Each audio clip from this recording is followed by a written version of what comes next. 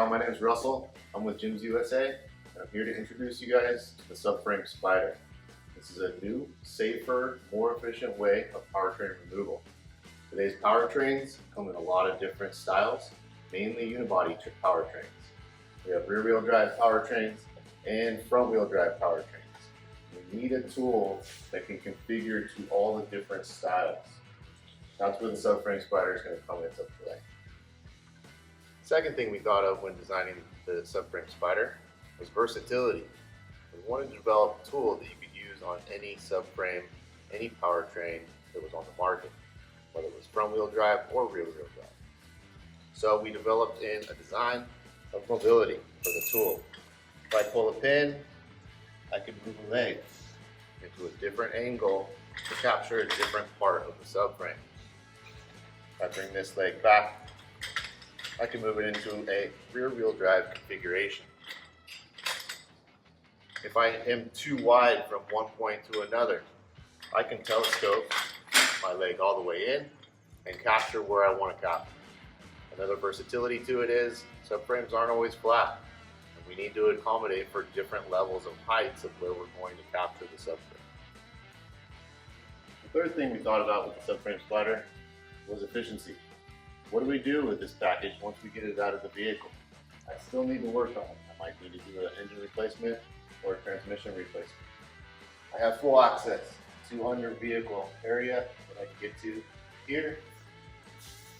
Mobility for the tool. I can push it off into the corner and work on it later.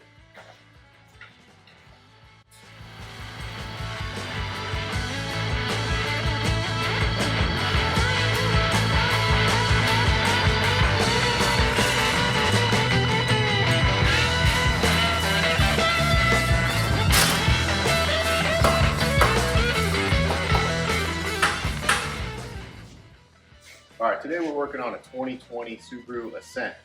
Our goal is to get this powertrain out safely and effectively. We're going to use the Subframe Spider to that. Because of its versatility, we're going to be able to move it into any option we need to capture the entire powertrain. When looking at vehicle powertrains, not every access point is level.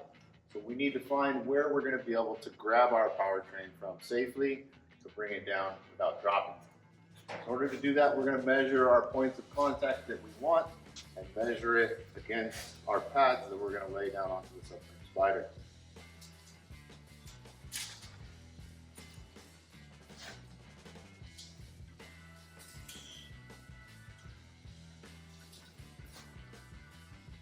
We're a little short there. So, using the Subframe Spider's versatility, we can adjust out the legs to give us a little bit more length.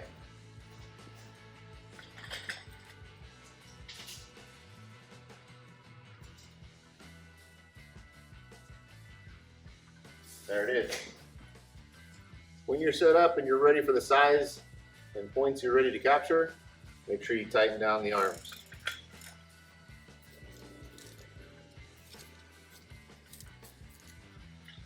This is going to help stabilize the tool when we load it.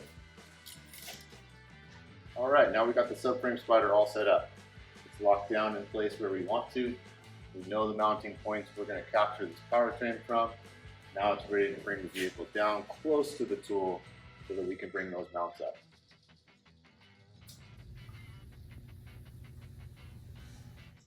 Now that we've brought the vehicle down close enough to the Spider, we want to take our telescoping pads and bring them up to our contact point. That will help alleviate any uneven surfaces that we try to capture while bringing to our contact points.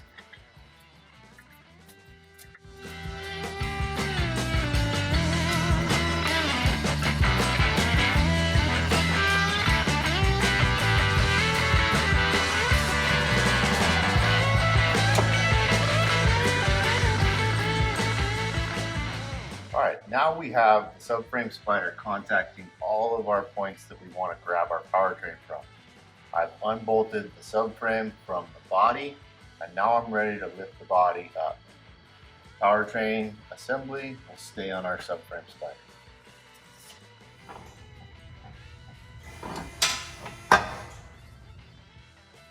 Once we lift the body just a little bit, it's crucial that we check everything out. Make sure we don't have anything hanging up that's going to catch. With the size of the subframe spider and the height that it is, we have access to get a viewing point from above. I can see if any of my connectors, hoses, anything that I missed is still there. Walk around the side of the vehicle, I can see that my subframe assembly is now disconnected from the body itself, and I'm paying attention to anything that might grab. I think we're good to go.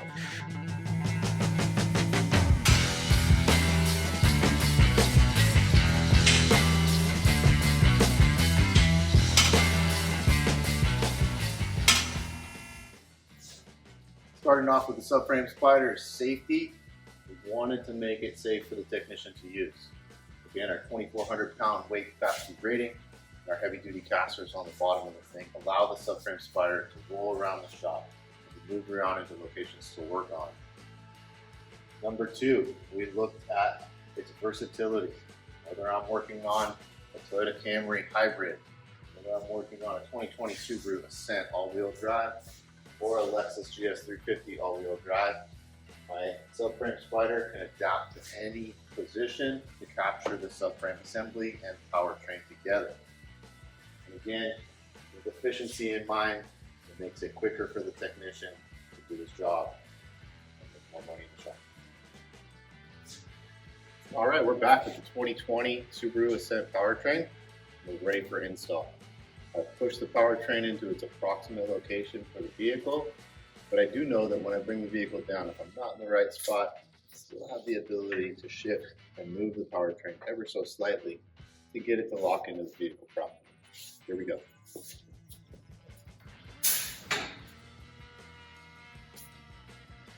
Always remember to check for clearance as you're going back in.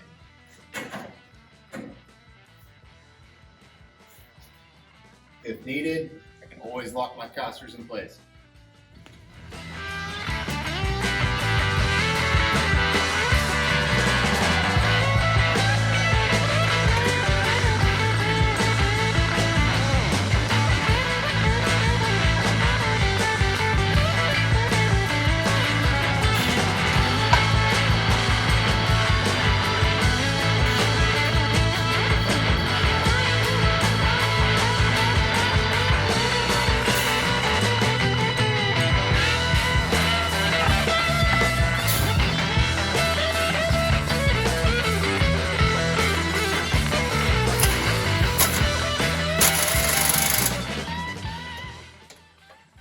All right, we're back with the 2020 Subaru Ascent.